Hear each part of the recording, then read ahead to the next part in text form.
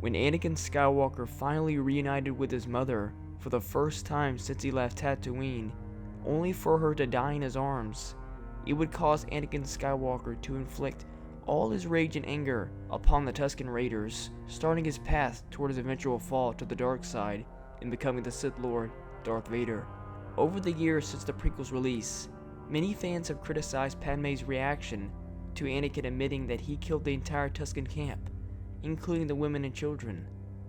In the canon novel Skywalker: Family at War, Padmé's internal thoughts on Anakin's dark deed are shown in detail. With no regard for their cries, Anakin Skywalker slaughtered the entire Tusken encampment, who were responsible for kidnapping and torturing his mother. Klieg Lars believed that the Tuskens were vicious, mindless monsters, and Anakin treated them as such, dispatching them like a butcher, devoid of all emotion. Somewhere still conscious in the cosmic force, the late Qui-Gon Jinn cried out in anguish as Anakin took his first steps toward the dark side of the Force.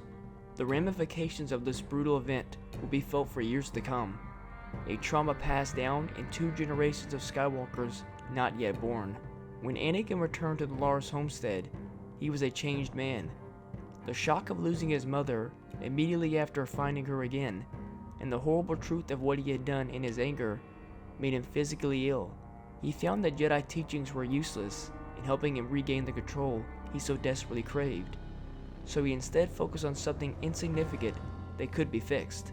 With Shmi's body recovered for proper burial, he retreated to a shed and started tinkering with the broken shifter on Owen Lars' speeder bike transmission. Everything seemed simpler when he was repairing a machine, an activity that had helped ease his mind as a child.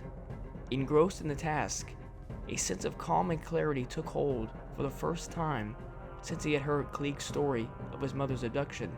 Anakin would later reveal the atrocities he had committed on Tatooine to only 2 people, Padme and Palpatine.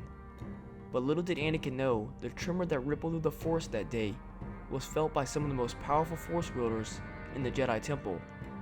If he thought he could hide the darkness from the Masters, he was gravely mistaken. Padme treated Anakin's mistake with compassion and sympathy. She believed it was easier to excuse misdeeds perpetrated by the one she loved.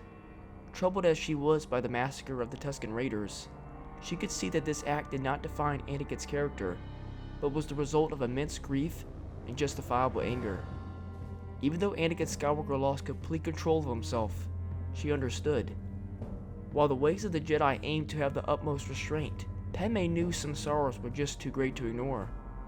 In Anakin's shame, he vowed to become the most powerful Jedi that ever lived. Padme believed his words were nothing more than a young man expressing fantastical wishes to soothe his searing pain with the loss of his mother. Thank you all so much for watching. If you enjoyed the video and learned something new, feel free to like and subscribe. And remember, the Force will be with you, always.